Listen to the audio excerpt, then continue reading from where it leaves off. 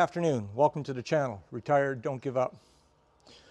Today's video is going to be about the consequences of driving in Thailand, mainly driving a motorcycle in Thailand without a license. So this is mainly about people that do not have a motorcycle license. And they come to Thailand and they want to rent a motorcycle to be able to get around easy and see all the sights. And I understand many times we've been to many places. We've been to Krabi, we've been to some of the islands, and at the hotels that we've stayed at, there's always been motorcycles for rent. Now they're little scoopies and they're, you know, Honda Clicks, and they're very small. And the truth of the matter is, they're like riding a bike. They're pretty easy to ride. They're not that heavy. And so, of course, tourists come here and they look at it and go, well, I can do that. And for the most part, you get out on the road, take your time, you learn a little bit, and you're motor along pretty good. Now, I read in the Asian news an article on Phuket, where so far this year, 17,000 fines have been handed out to tourists for driving without a license.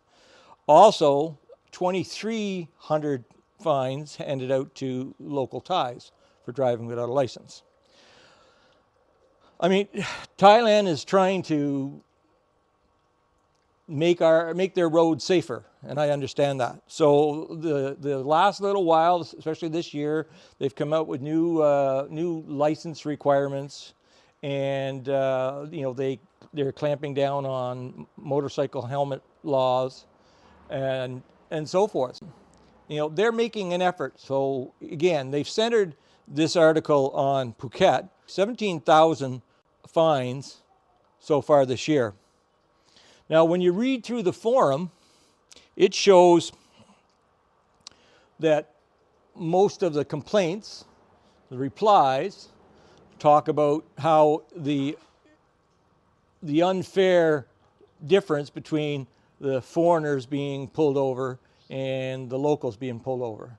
And that's pretty prevalent with the helmet laws as well, especially here. You see more and more locals driving with their helmets, but there's still just as many that drive without. It's a 2,000 baht fine if you're caught driving a motorcycle without your helmet. If you rent a motorcycle from the local hotel that you're staying at, they will give you a helmet with the motorcycle. Now, trust me, the helmet they give you, especially the one that we got when we were in Krabi, it was literally plastic. It was between having no helmet and barely having a helmet, mostly just to keep the local police happy, saying you're riding with a helmet. This is a more local Thai helmet. Again, it does have some cushions. It is somewhat protective. And of course, in Thailand, it's legal. In Canada, it would not be. It would not have the DOT sticker. If I'm riding any distance, this is a helmet that I wear. It has, of course, it has the Bluetooth so that I can connect to my phone. But the thing is, back here, it is considered a DOT, the equivalent DOT safety helmet. And again, this is Gatai's helmet. Same idea. It is the safety sticker for Thailand, showing it as a proper safety helmet. Recently, on Facebook, a female tourist coming to Chiang Mai wanted to know what the fines were for driving a motorcycle in Chiang Mai without a license. And there were a lot of replies, many of them of the same opinion that I have, that I will come to a conclusion at the end of this video. But a lot just simply told you it's a 2,000 baht fine. And the thing is, again, I'm not trying to point out discrepancies between the police and so forth, but they will fine you on the spot. You will pay the 2,000 baht fine, and well, off you go. And if you go around the corner and you come back, they pull you over again, they'll fine you another 2,000 baht. Now, apparently, because they're clamping down on this, they're starting to actually go to the rental places and issue fines to them as well. So again, that's slowly changing. Now, another post was someone asked, where are the checkpoints in the city, so that he could avoid the checkpoints. Again, worried about that 2,000 baht fine. Now, the thing is, you come here, you rent a motorcycle, and you're worried about a 2,000 baht fine, and that seems to be the only thing you're worried about. Well, to me, that's the least of the consequences of riding in Thailand without a license. And again, if you are licensed in your own country, and you come here, and if you have, like I have I now have full Thai license, you've seen that video, but before I had my motorcycle license, and I had my international license that allowed me to drive internationally in Thailand. But even if you do not have your international license, and you do have your motorcycle license, well, that means you have experience riding a motorcycle. And therefore, again, I don't condone it, because you should have the international license, but at least you are a licensed motorcycle rider, where you would have, I would expect, motorcycle sense. And that's really what this video is all about. The thing is, chances are when you're coming from your country, you're coming to Thailand, one of the first things you have to get used to is we drive on the other side of the road. So if you are riding your motorcycle and you're making a right-hand turn, well, you're not turning right to right, into the next lane. You're going across and turning past the right-hand lane. Sounds simple, but trust me, it takes a long time for your muscle memory to realize, hey, you have to stay on the left-hand side of the road. That in itself can pose quite a hazard. Again, motorcycle sense. Motorcycle sense meaning you've gone and you've taken a motorcycle course, and you learn about certain things, like, say, for instance, target fixation. Now, target fixation is simply when you're riding your motorcycle and you see something on the road. If you focus your attention on that spot, well, there's a really good chance you're going to hit whatever that is. Meaning, if you see a pothole on the road, you're trying to go around it, but you get close and you keep looking at it, well, like I say, really good chance you're going to hit it. There's the old saying is, look where you're going, because you will go where you look. The thing is, again, when you get on that little scooter and you get going, you don't think of this, you don't know anything about this. And off you go. And you are going to go pretty careful as you go, but as you go along, you're going to get more confident. Of course. It's a simple little motorcycle to drive. So you may be only going along at 25 kilometers per hour in the morning, but by 4 o'clock in the afternoon, you're scooting along at 35, 40. And here's the thing. Target fixation, muscle memory. What we have is, these are scooters. This is, of course, the ADV 350, and this is as big as the scooters you're going to get, but it's still a scooter, meaning it has no foot controls. It has no foot brakes. It has no gears. So when you rent that little motorcycle, it has no gears. So it's just like turn the throttle and go. Now, it has two front brakes, as you can see. There's a left brake and there's a right brake. And of course, the throttle is on the right-hand side. And the thing is, the back brake, this on the left-hand side controls the back brake fully. Also, it adds about 30% onto the front brake. For the most part, if you're just driving carefully, you can probably stop, no problem, with the left brake. But if you're going faster and you need to stop quicker, of course you use your front brake. I use my front brake all the time. Absolutely, every time I'm coming down the highway and I have to come to a quick stop, I'm onto my front brake. It compresses the front shocks and it puts more weight on the front tires and it stops the motorcycle quickly. That's motorcycle sense. But when I'm coming to a curve, or in this case, say I'm coming to a turn, I'm turning onto my road here. I may be onto that front brake as I'm slowing down, but the moment I make that left-hand turn, my hand on the right brake, the front brake, is off. I still have the brake on the left as I make the turn, but why? Well, here's the thing.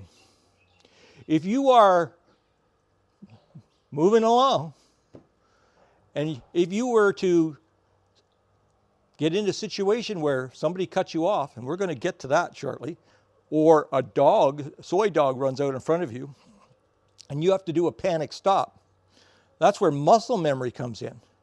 You're going to grab your left brake, and you know what? You can grab that no problem.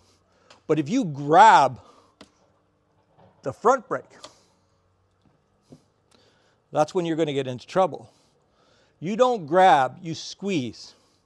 And you can squeeze, as you squeeze, you can squeeze harder, but you start with the squeeze. Again, motorcycle sense. You grab, you can very easily lock up that front wheel. And if that front wheel locks up, then you're about to lose control. Or, if you happen to be driving where your handlebars are not perfectly straight, where they're turned just a little bit, and you grab that front brake, well, what happens is the motorcycle's still moving, but that front brake is now braking, and you will now go in the opposite of the turn, and down you will go.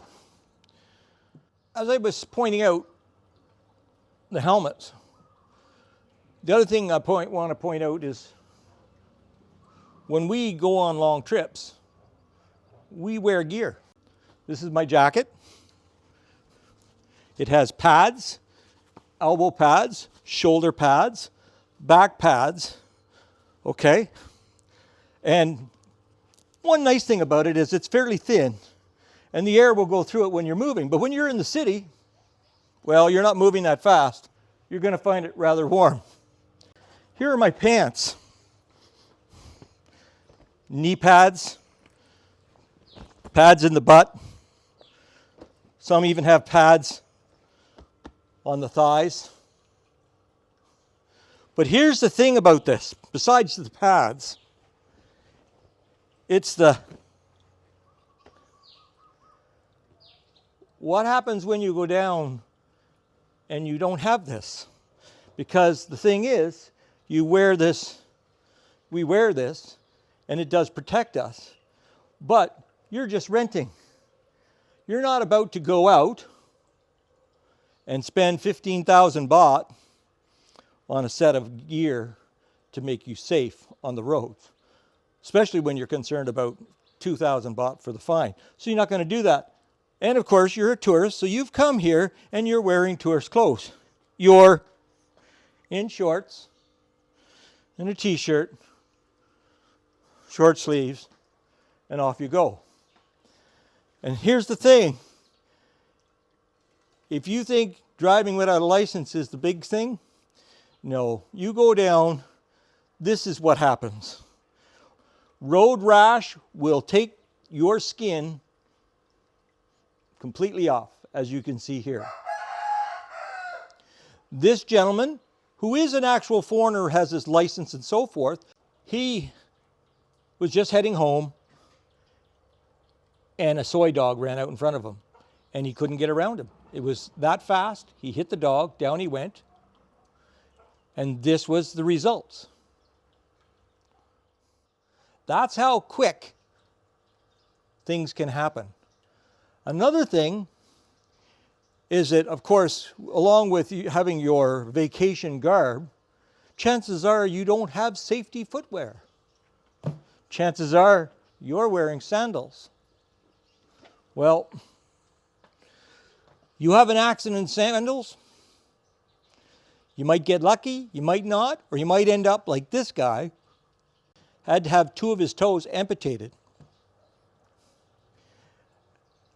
Again, you run the gauntlet when you don't have motorcycle sense. But here's one more thing that you might not realize, especially if you have the unfortunate event of having an accident. Well, you're a tourist and you've come here, and very likely you have accident insurance or travel insurance from your home country. But you may find in the fine print that riding a motorcycle without a license isn't covered under your insurance. And you could find yourself on the hook for the full price of whatever the cost of a hospital stay could be. And of course, if you have the accident in the beginning of your trip, well, you're just ruining your trip. But if you have the accident at the end of your trip, well, you just might miss your flight home. So there we have it. My opinion, and again, it's only my opinion. You do what you want to do. Many people will, and a lot of people will get away with it. But my opinion is don't. Don't rent the motorcycle. Take a tuk-tuk. Take a taxi. Tuk-tuks are fantastic, especially in Chiang Mai, especially in Bangkok. They'll take you anywhere you want to go. Yes, it'll cost you a few dollars, but you know, if there's 2 of you, you split the price, whatever. But chances are you're going to get to where you want to go with less chance of end up having a hospital stay. So until next time, bye for now, and remember, don't give up. Okay, honey. Got it done. Silly birds. Done. Okay.